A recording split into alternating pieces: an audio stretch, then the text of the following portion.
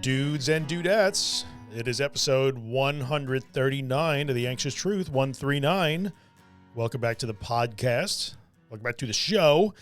We're not going to do a little book ad. You know, usually in the beginning of this, I will talk about my book for 30 seconds or 60 seconds. I ain't doing it this time. Today, thanks for coming back, by the way. Appreciate you guys spending time with me as always. Today, we're going to talk about using all the resources, including therapy. So we're going to talk about putting together all of the stuff. So the reason why I'm not going to do a little book ad is because we're going to talk a little bit about, I'm going to mention my book a bunch of times here, not to get you to buy it, but it's going to be part of the topic. So I don't want to do an ad and then, mention it a zillion times because I'm just not that guy. Okay. So here's the deal. Today's topic is using all of the recovery resources because there are many, right? There's a lot of great resources out there. Some I have produced, others have been produced by other really smart people, some of whom you've seen me collaborate with. We're going to talk about putting them all together because you kind of do need to put them all together. And then even then, when you put them all together, sometimes it's still not enough and you need to get yourself involved with sort of a professional, which there's no harm in that. There's no shame in that. So we're going to talk about all that. So here is the deal with this. It has become clear over time. And I've been doing the podcast now. This will be the 7th year that I'm doing it, which is crazy to me, but it will be the 7th year that I'm doing it, 139 episodes at this point. And I've written 2 books about this. You can find them at theanxioustruth.com. You know that. I've written 2 books about this. I've spoken 139 podcast episodes, about a bazillion social media posts. I got the Instagram account. I got the Twitter account. I got the Facebook page. I got the Facebook group. There's all kinds of stuff going on, right? What I have discovered is that many people, and if you're listening to me, it might be kind of strange because you're listening to me, so I know you listen to the podcast, but a lot of people take these resources and they pick the one they like the most. And they just kind of, okay, I'm going to listen to this podcast this guy does, and that's going to teach me how to recover from my anxiety disorder. And I appreciate you putting your faith in me that way. That's great. And I hope that the podcast is a useful resource for you. And that's why I spend the time. I hope it is. But in the end, a podcast by itself, excuse me for hitting the microphone, but in the end, a podcast by itself cannot teach you everything you need to know to recover from an anxiety disorder. So I could talk about a bunch of different topics and I can honestly, the podcast is not really organized in any particular sequence once you get past the first 15 episodes or so. So it kind of comes based on, I crowdsource these topics. What my social media community is talking about, I tend to want to talk about that week. So you guys help me find the topics. But I need you to understand that while I have discussed many, many topics over 139 episodes, had a lot of guests on, and we've talked about a lot of stuff that goes into recovery, listening to the podcast by itself isn't going to teach you and get you out of your problem. It's generally not. A podcast, I don't care whose podcast it is, whether it's mine or Josh Fletcher or Kim Quinlan, whoever it is, like we're not going to get you out of your disorder by simply listening to us speak into a microphone once a week. So there are other resources that we need to, bring into play here because they're out there. I also see it for people who are maybe listening, following me, say on Instagram, or my Instagram account is getting larger. And you can find all my links to this. Go to theanxioustruth.com/links. You'll find links to my Instagram, my YouTube, Facebook group, all that stuff. So a lot of people who are now following me on Instagram who, are digging the feed, which is great. And thank you for the kind feedback. Those of you who say such nice things about it. And I want it to be useful, but you have to understand that we are dealing with a relatively big topic, which is recovery from anxiety disorders. And it is really difficult to teach recovery or even be like a surrogate coach or therapist, which I can't be, in little squares with words on them and captions on Instagram. It's almost impossible to do that. I can't teach you how to recover from your anxiety disorder by posting on Instagram. Instagram is a part of what I do for sure, as is my Facebook page, the page where I just kind of post all my content, as is the podcast, as is the Facebook group. The Facebook group is now 5,500 people or whatever. It's super active. It's great. It's an amazing community, but none of these things by themselves will get the job done. Right. And so I literally took the time to write 2 books on anxiety and recovering from anxiety disorders. And again, you can find them on my website. The first one is free. If you want to download it from Smashwords, that link is free. It's name your own price, which can be $0, and I'm totally fine with that. Or it could be downloaded as a free audiobook. The other one is the big 400-page giant recovery guide that I wrote. And the reason why I wrote those 2 books was to give people here's the first one is, hey, here's my experience. And here's, whatever I wrote, 25,000, 30,000 words that tell you how I went through this. This was my experience and here's how I fixed it. And the second one is even huger. This is step by step. This is what the problem is. Here's how you got here. Here's why it's not your fault. This is the nature of the solution. This is what we do. This is why we do the things that I talk about on the podcast. This is why we talk about exposure and facing fear and doing hard things. Like it took the time to write that book and write it in a specific sequence for a reason. So like a podcast can't be in sequence. Instagram posts aren't necessarily in sequence. And in a Facebook group full of 5,500 people, which is extremely active, it's like a fire hose of activity. We can't teach things in sequence there either. It's what everybody wants to talk about is what goes to the top of the feed. So you kind of have to put things together. You got to use them all. So if you're just listening to the podcast, consider that I did write 2 books. If you're just following me on Instagram, consider that I have books and a podcast. Consider that there's a Facebook page, there's a Twitter account. Now, a lot of that stuff is, duplicate content, so you don't have to follow everywhere for sure. In fact, I wouldn't if I were you. But, put them all together. Put them all together. Now, let me go beyond just my stuff, because I'm not here just to hawk books at you. Like, that's not my thing, and I think you guys know that. But not only have I created resources like this, but there are other people out there that have created resources like this too. And if you're going to really kind of go this on your own and you're going to try and solve your anxiety problem by kind of doing the self-help thing and doing the online help thing, that's fine, because many people do get it done. And I see those people every day. So it's possible for sure. But what I would suggest you do is you first have to really take the time to learn what this problem is. You've heard me talk about it. The very first episode of this podcast was called Anxiety is Physical, Anxiety Disorders Are Cognitive. That was the first episode of the podcast.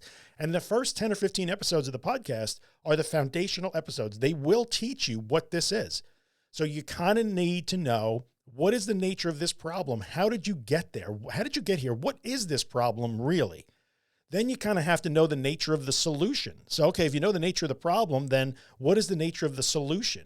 And that's the part where you learn why we talk about the things we talk about in the podcast, or you see in my Instagram posts, or you hear about in my Facebook group.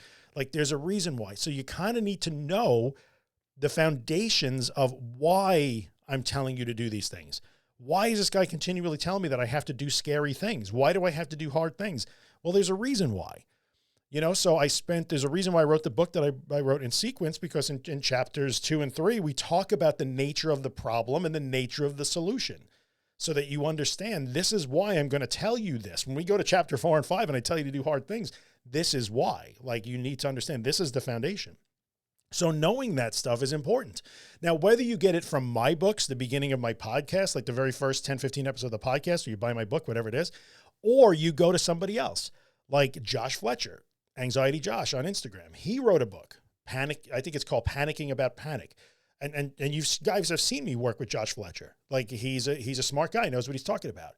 Like, he's a working therapist in the UK. We speak the same language, man. So like, maybe you could read his books. You guys know that most of what I'm doing really grew out of my love for Dr. Claire Weeks, right? So the Claire Weeks books talked about Claire Weeks exclusively, like for the first 5 years of this thing that I do. So the Claire Weeks book, Hope and Help for Your Nerves. I can recommend books by Dr. David Carbonell or Dr. Martin Seif, SEIF, and Dr. Sally Winston. They write together, they're partners. Like, these people have put out tremendous resources. So it's not just mine. If you don't want to read my book, that's totally fine. But, I would say go ahead and you have to take the time to start to learn why we're telling you these things. Right. So these books that I'm talking about here, the authors and the creators that I'm talking about, Kimberly Quinlan, like, I love Kim Quinlan, and she's writing a book too. I don't know when that's coming out or specifically what she's writing, but if Kim's writing a book, it's going to be a good book. I just know it. So like, whether it's my stuff or somebody else's, you're going to have to go beyond just a podcast and a stream of social media posts to learn what this really is. You got to know what the nature of the problem is, and therefore what the nature of the solution is, before you understand why you're being asked to do the things that I talk about doing. All right. So reach out and find those things.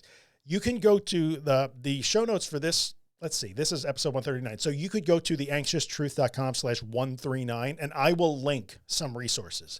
I will definitely link some resources. I'll link you to Dr. Seif and Winston. I'll link you to Claire Weeks. I'll link you over to Josh Fletcher's book. I'll link you to David Carbonell. Like, totally fine.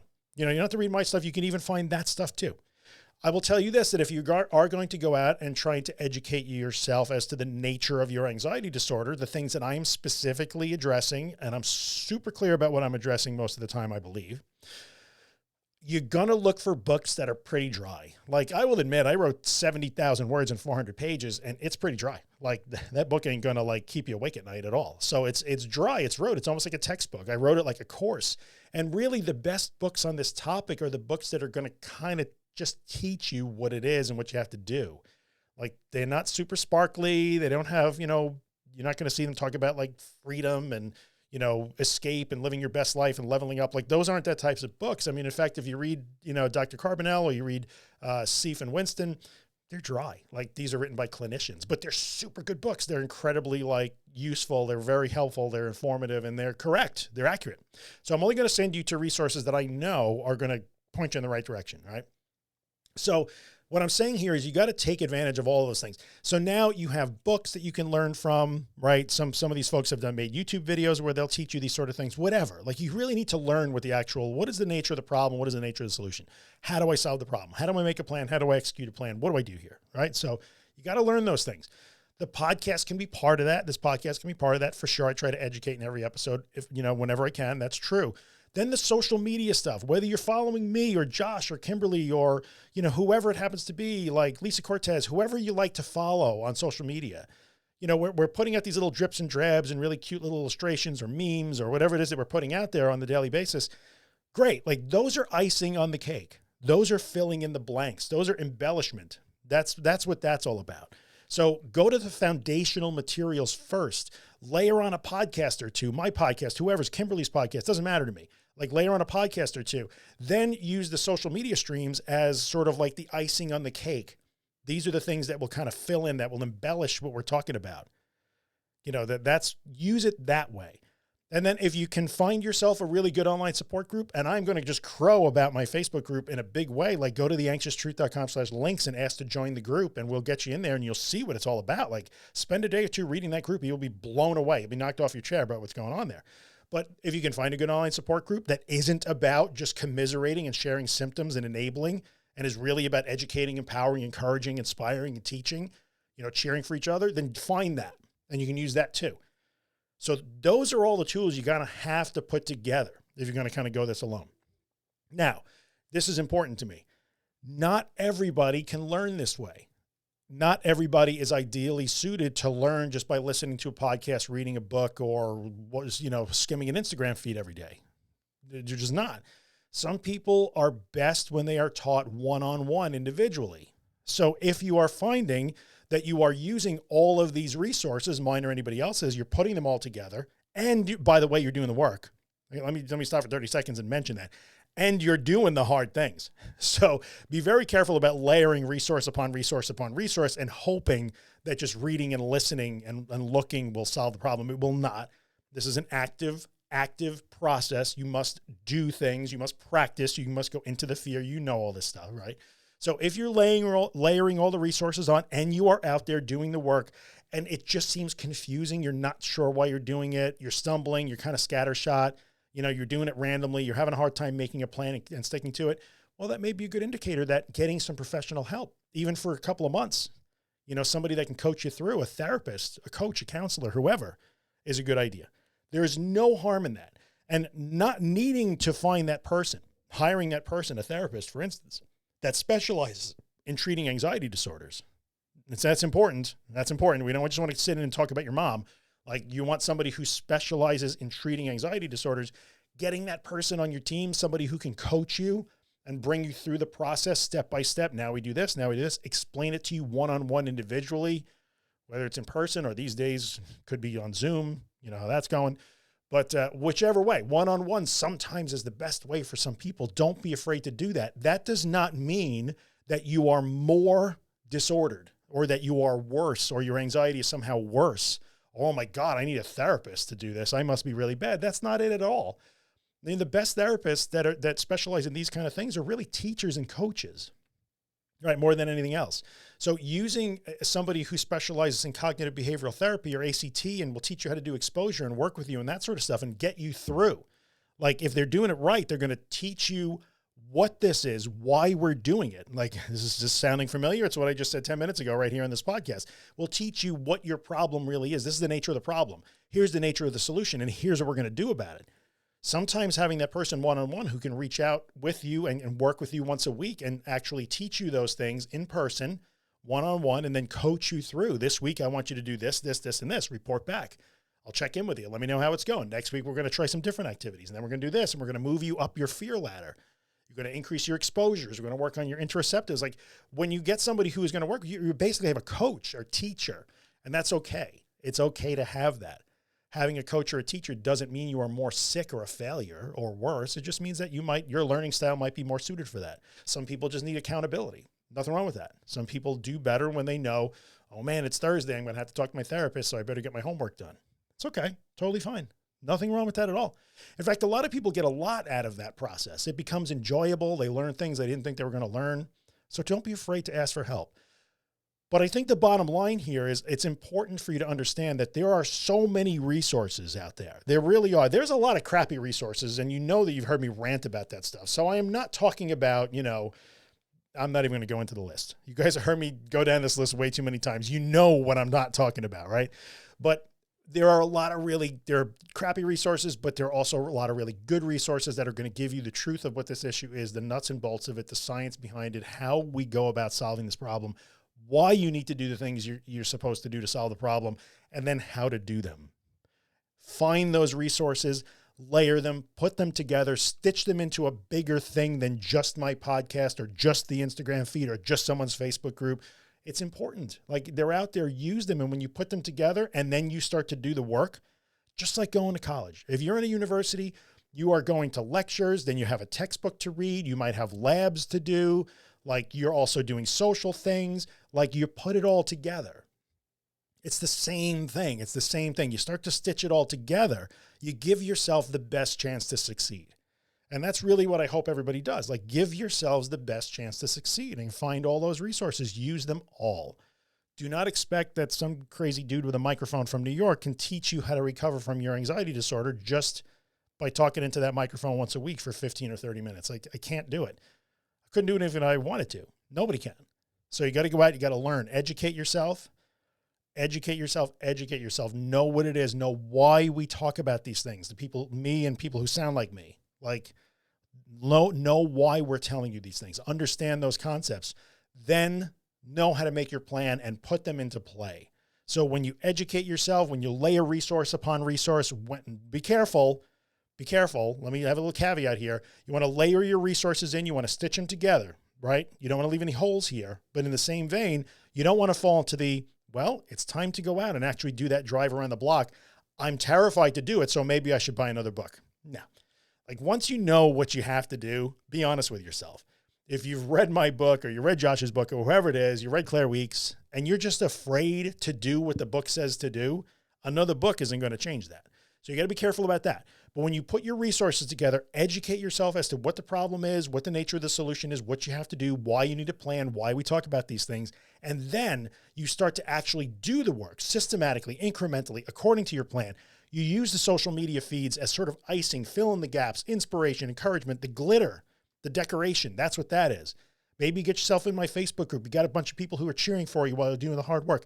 Now you have a powerful solution that you have put together yourself and that you can use to execute your plan, support yourself, be armed with knowledge, and give yourself a really good chance to succeed. That would be the best thing you could do for yourself. And if it turns out that you need more than that, you can always reach out to a professional, even for just a few months. And I know that there are challenges with that. There may be medical insurance or financial challenges. Sometimes it's hard to find a therapist that specializes in anxiety disorders. And we'll try and talk about that more in future podcast episodes. I understand that can be challenging, but it can be done. They're out there. They're out there. And especially with the internet now, telemedicine, a lot of folks are doing this stuff now that, are not necessarily, you have to live 2 miles from them.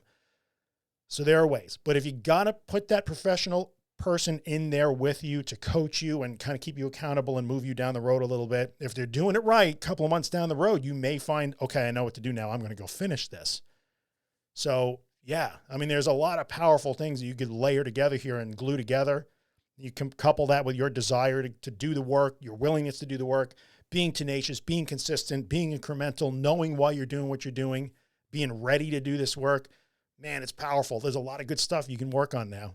A lot of good stuff you can put together to help you do this work and get to where you want to be. I know you can.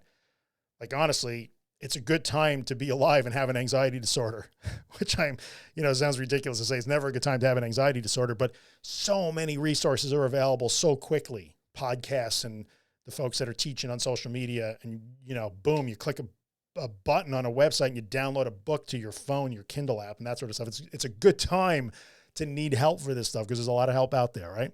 So that is the message for today. 20 minutes into it. This is great. I'm not going to rant for 45 minutes on it. Use all the resources. Know them. Go get them.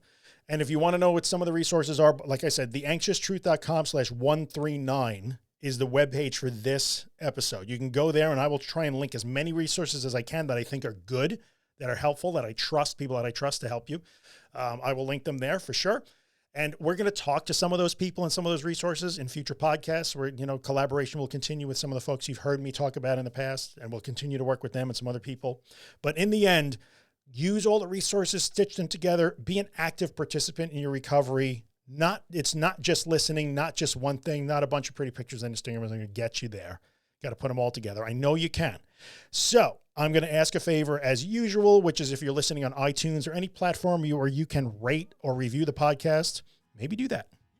Leave 4 stars, 5 stars, write a little paragraph as to why you like the podcast, because it helps other people find the podcast. So that would be super great.